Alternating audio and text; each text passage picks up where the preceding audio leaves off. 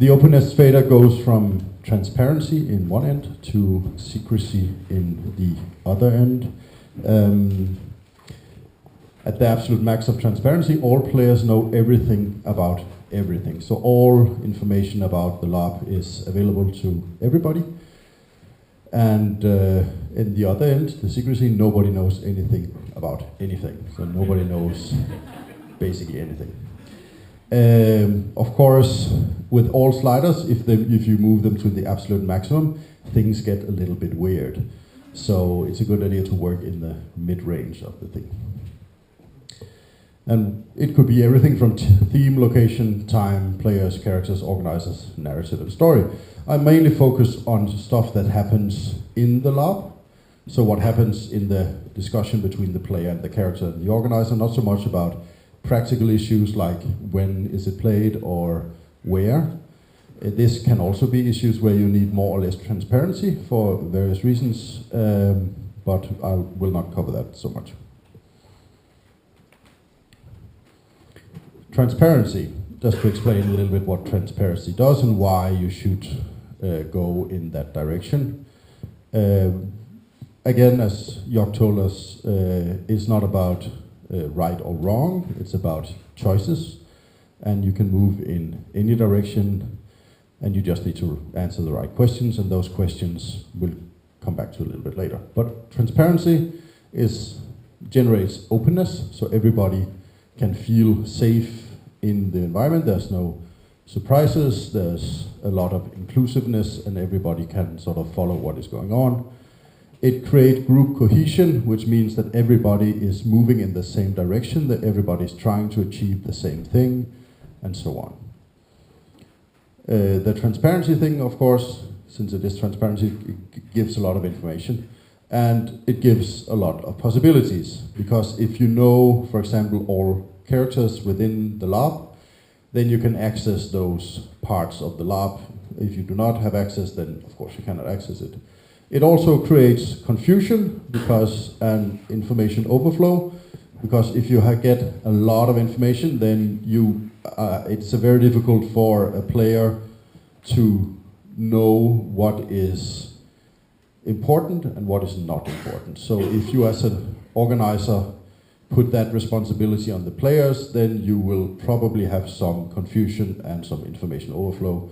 I've been to a LARP where I had 70 pages of backstory I need to read. They've changed the name of the weekdays, the months, and it was not called summer, but something else. And everybody needs to remember all of that, and that creates a lot of possibility for error. So when I talk about Tuesday, I have to remember in my mind that it's not called Tuesday, but smurr, and this creates a lot of complexity and problems within the thing. Uh-oh. Did you lose power? Oh. Aha. Secrecy.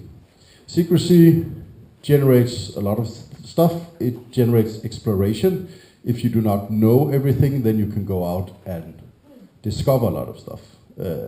You get surprise and wonder. There's things that you did not imagine exist within the LARP that you suddenly realize, and that creates wonder.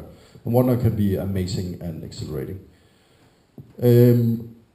It also creates information control, which means that you as an organizer can decide which players or characters get what type of information when, and that can structure your flow of the LARP quite precisely. So if you do not know there's a bomb in this room right now, then you'll relax, but as soon as I tell you there's a bomb in this room, then everything changes. And it creates focus possibilities. Since you do not have to focus on everything and decide, then you as an organizer can make the players focus on specific things by giving them specific information. It also can create confusion as the other one, because if you don't have all information, or if you only have some information, then you don't know where to go. And it also often goes to lack of cohesion.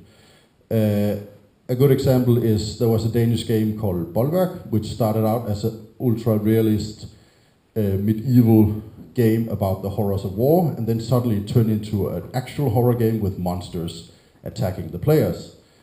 And what happens there is that the players start playing one thing, and then suddenly they have to relate to stuff they didn't know before, and that shift can be very difficult. Does that make sense? Great.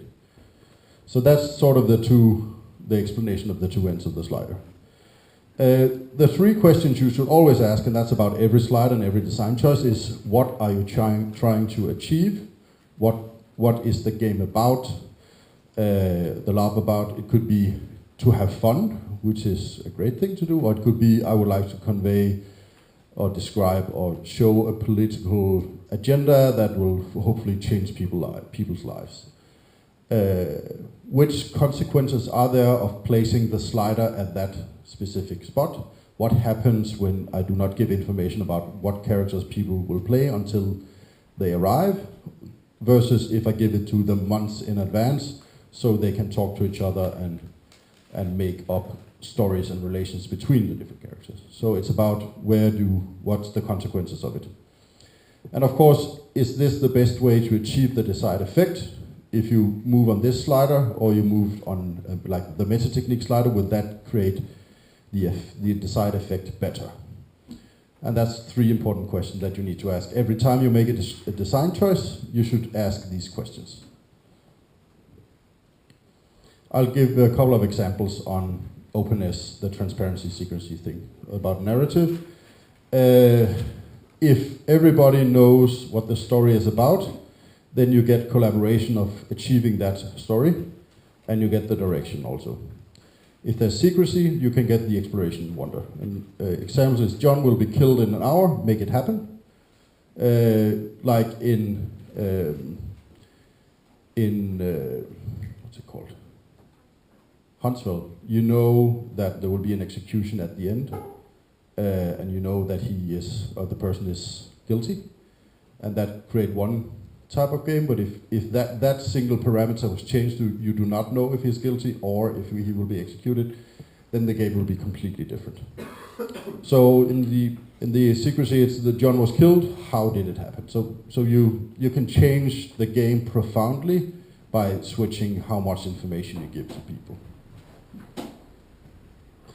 Concerning characters, if you have information about all characters, you get insight into all possibilities. Everybody knows Jill is a murderer. You know that, for example, if we play a love story and my character's wife has an affair, then I can explore into that story and maybe reveal it. If I do not have that information, then it will of course be a surprise, but I cannot dive into that part of the story. Also, you can, as Jörg told us, you can stop the game and step out and say, I would like for my character to move in this direction, and then you can discuss it and then go back into the game and then explore in that direction. And setting or scenography, like if you have the taped floor here, then you can see that Jill is preparing to do the murder, and then everybody knows that now the LARP is getting more intense and there will be a murder soon, and how do my character relate to the other characters, and so on and so forth. And if there's a lot of secrecy in the scenography, that stuff is happening in the room where you cannot see or hear anything, then it will be a surprise, and you can have privacy and you can have secret discussions. An example about secrecy versus transparency in this is that there's a Danish organizing group who has a rule that when they do fantasy games, if the king or queen are having a discussion or an argument, there has to be a like a servant or a guard in the room, because it's not interesting if nobody hears what is happening. So that's a way to sort of make sure that the information flows, and you can also design your setting so information is moved. Everybody could have access to Twitter, for example, and everybody twitters their emotions, and then you can read about everybody's emotions at any time. Or you can have a house. I played a game in a medieval house where when they were arguing on the third floor, everybody could hear what they were saying down in the first floor. So information traveled from room to room. Two things to remember. The openness fader can be applied to all aspects of Larp design and organizing.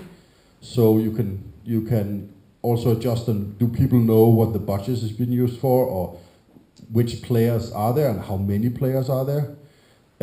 For example, a Swedish game was about a spaceship called Carolus Rex, where there were Swedes in a Swedish spaceship, and suddenly they discovered a Danish spaceship, and then, surprise, 10 Danish players went into the game and spoke Danish, and none of the Swedish players knew that the Danish player were coming.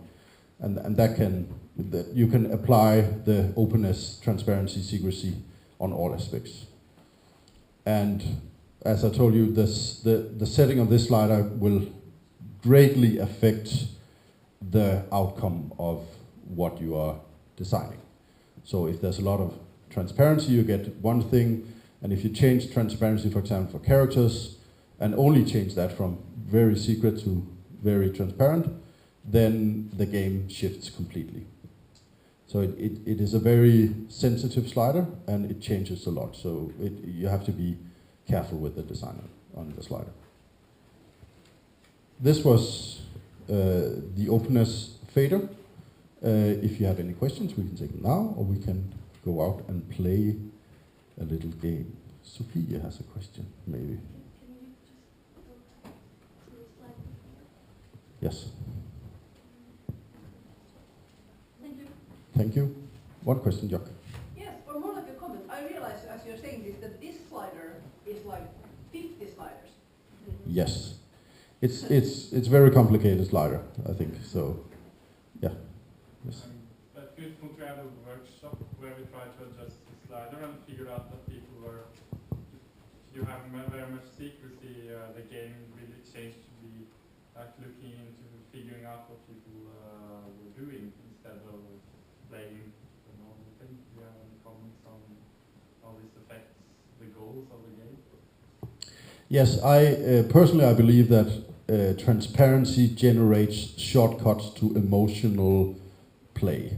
So if you know that your character's wife is having an affair, you can explore in that direction. If you do not have that information, it will be a big surprise when it happens, which could be cool, but it might never happen because you don't know that you can go in that direction. So for me at least, I really like transparency, and when I started making Larps, I really loved secrecy. I thought that was the coolest thing because you can do all this stuff with secrecy. But slowly I have come to a conclusion that in my design I like transparency a lot, used in various ways. I think it was here. Yeah. Does it work out if you slide the slideless fader inside the game? So Yes, it's a very effective tool to change information during the game on all levels. So that's a great way to change momentum of the game also. Yeah. I'm thinking that we just played in one of the things. I thought that the whole we were able to see each other gave sort of a secret transparency because we couldn't play on things that we knew, but we could prepare emotionally for things. I think that we should also be aware that doing something transparently it can still be secret. It can still be something you don't know, but you are aware as a player of what is going to happen to the character. That's very true. The slider can be different from the player and the character at the same time about the same information. Yeah.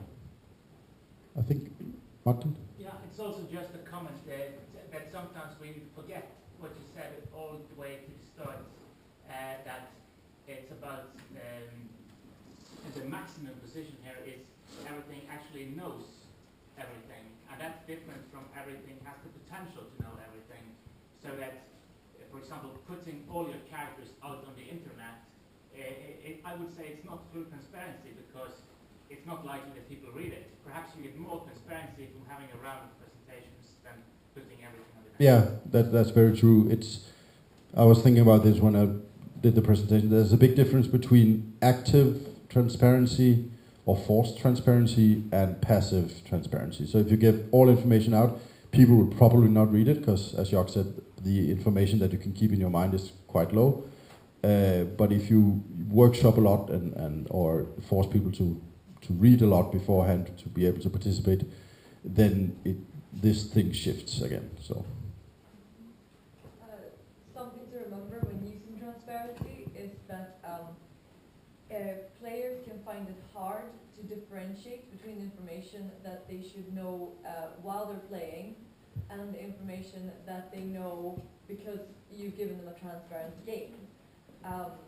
I don't really know the best solution to that, but it's something to bear in mind because it can become quite awkward in-game when people actually knew that Jill was the murderer, but they were only supposed to know that off.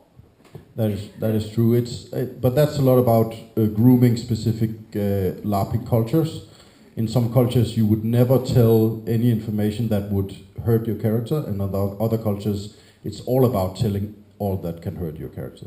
So that's a LARP culture discussion, and you can groom it in either direction. So, but that was it. I have no more time. Thank you.